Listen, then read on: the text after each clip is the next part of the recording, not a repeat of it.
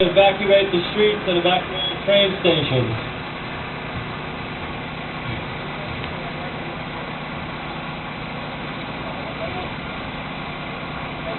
I'm not going to get through details because I get all choked up.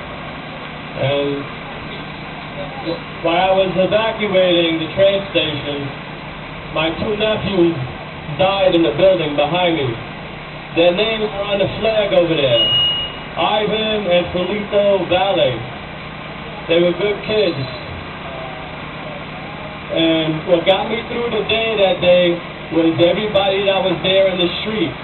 I had to ask for volunteers because we had to make stretchers to put what we thought were the dead. We were going to carry their bodies and put them over there, right past the church around the corner. But we never had any bodies. And we got the people from the street using a microphone, and we were building up to 1,000 stretchers from the wood that we ripped out of the subways where they were doing construction.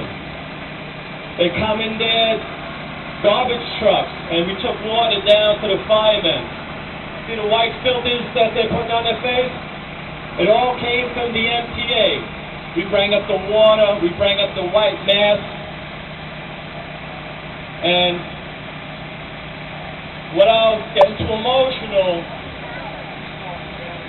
the volunteers helping that day were as old as 75, and they were young as 12 years old.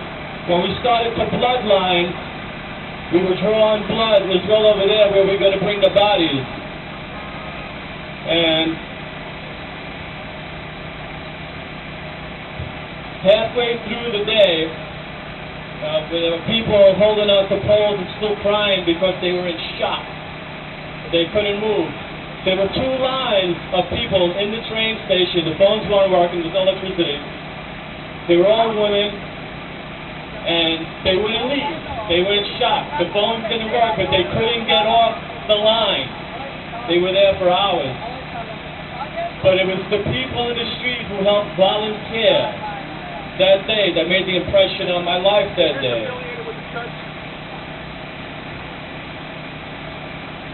They were from every walk of life. They were tourists, they were people from the ghetto, and they were rich people. They were Oriental people, from every race and every religion.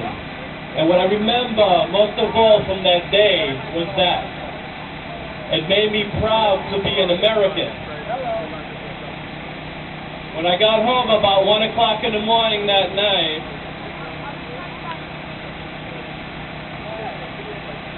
I went and I sat in the dark and I let myself cry.